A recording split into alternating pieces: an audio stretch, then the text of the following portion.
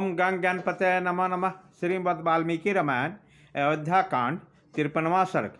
श्री राम को राजा को उपलब्ध देते हुए कैकेयी से कौशल्या आदि के अनिष्ट की आशंका बताकर लक्ष्मण को अयोध्या लौटाने का प्रयत्न करना, लक्ष्मण को श्री राम के बिना अपना जीवन असंभव बताकर वहां जाने से इनकार करना, फिर श्री राम को उन्हें वनवास की अनुमति देना। उस वृक्ष के नीचे पहुंचकर आनंद प्रदान करने वाला में श्रेष्ठ श्री राम ने सायंकाला की संध्योपासना करके लक्ष्मण से इस प्रकार कहा, सुमित्रा नंदन, आज हमें अपने जनपद से बाहर ये पहली रात प्राप्त हुई है जिसमें सुमंत्र हमारे साथ नहीं है। इस रात को पाकर तुम्हें नगर के सुख सुविधाओं के लिए उत्कंठित नहीं होनी चाहिए। लक्ष्मण, आज से हम दोनों भाइयों का आलस छोड़कर रात में जागना होगा, क्योंकि सीता के योगक्षेम हम दोनों का अधीन है। सुमित्रा नंदन, ये रात हम लोग किसी भी तरह बिताएंगे और स्वयं संग्रह करके लाए हुए तिनकों और पत्तों के सैया बनाकर उसे भूमि पर बिछाकर उस पर किसी तरह सो लेंगे। जो बहुमूल्य सैया पर सोने के योग्य हैं वे श्री राम भूमि पर ही बैठकर सुमित्रा कुमार लक्ष्मण से ये शुभ बातें कहने लगे। लक्ष्मण, आज महाराज निश्चय ही बड़े दुख से सो रहे होंगे, परंतु कैकेयी सफल मनोरथ होने के कारण बहुत संतुष्ट होगी। कहीं ऐसा न हो कि रानी कैकेयी भरत को आया देखकर राज के लिए महाराज को प्राणों से भी वियुक्त कर दे।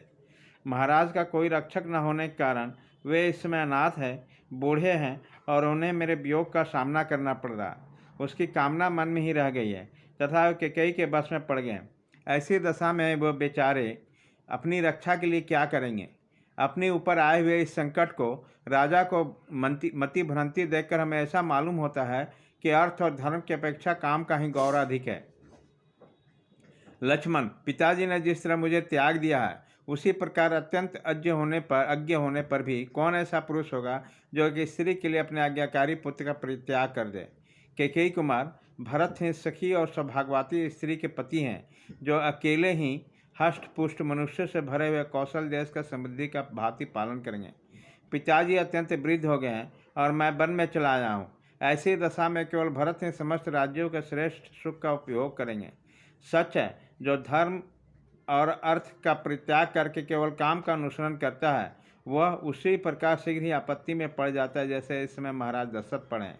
सौम्य, मैं समझता हूँ कि महाराज दशरथ के प्राणों का अंत करके मुझे देश निकाला देने और भरत को राज्य दिलाने के लिए कैकेयी इस राजभवन में आई थी।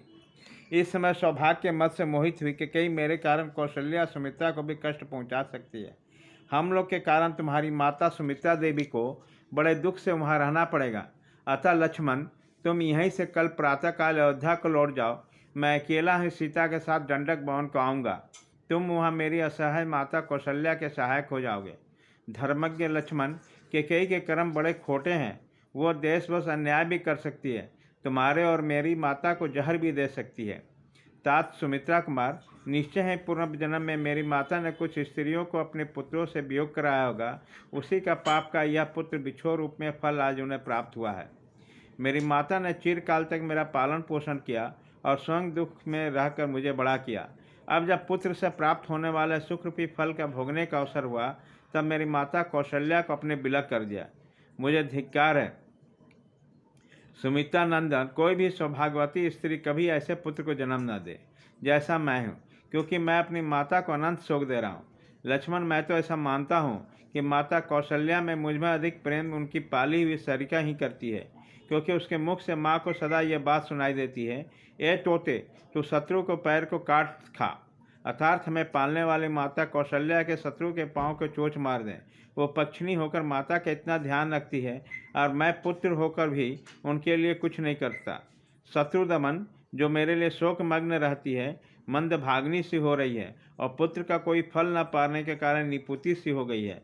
उस मेरी माता को कुछ भी उपकार न करने वाले मुझ जैसे पुत्र से क्या प्रयोजन।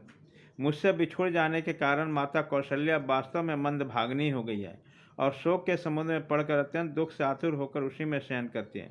लक्ष्मण, यदि मैं कुपित हो जाऊं तब मैं अपने बाणों के द्वारा अकेला ही अयोध्यापुरी तथा समस्त भूमंडल को निष्कंटक करके अपने अधिकार में कर लूँ, परंतु पारलौकिक हित के साधन में बल पराक्रम के कारण नहीं होता है, इसलिए मैं ऐसा नहीं कर रहा हूँ। निष्पाप लक्ष्मण, मैं अधम और परलोक के डर से डरता हूँ, इसलिए आज अयोध्या के राज पर अपना अभिषेक नहीं कराता हूँ। यह तथा बहुत सी बातें कहकर श्री राम ने उस निर्जन वन में करुणाजनक विलाप किया। तत्पश्चात वे उसी रात में चुपचाप बैठ गए। उसी समय उनके मुख पर अश्वों की धारा बह रही थी और दीनता छा रही थी। विलाप से निर्मित होने पर श्री राम ज्वाला रहित अग्नि और वेग शून्य समुद्र के समान साफ प्रतीत होते थे। उसी समय लक्ष्मण ने उन्हें आश्वासन देते हुए कहा, अस्त्रधारियों में श्रेष्ठ श्री राम, आपके निकल आने के कारण निश्चय ही आज अयोध्या पूरी चंद्रहीन रात्रि के समान निस्तेज हो गई है। पुरुषोत्तम श्री राम, आज जो इस तरह संतप्त हो रहे हैं वो आपके लिए कदापि उचित नहीं है। आप ऐसा करके सीता और मुझको भी खेद में डाल रहे हैं। रघुनंदन, आपके बिना सीता और मैं दोनों 2 घड़ी भी जीवित नहीं रह सकते। ठीक उसी तरह जैसे जल से निकाले हुए मत्स्य नहीं जीते हैं। शत्रुओं को ताप देने वाले रघुवीर, आपके बिना आज मैं तो न तो पिताजी को, न भाई शत्रुघ्न को, न माता सुमित्रा को और न स्वर्गलोक को देखना चाहता हूँ।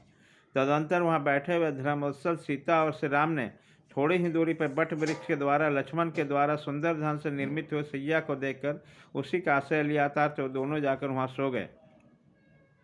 शत्रुओं को संताप देने वाले रघुनाथ जी इस प्रकार वनवास के प्रति आदरपूर्वक कहे जाने पर लक्ष्मण के लिए अत्यंत उत्तम वचन को सुनकर स्वयं में दीर्घ काल के लिए वनवास रूप में धर्म को स्वीकार करके संपूर्ण वर्षों तक लक्ष्मण को अपने साथ वन में रहने की अनुमति दे दी।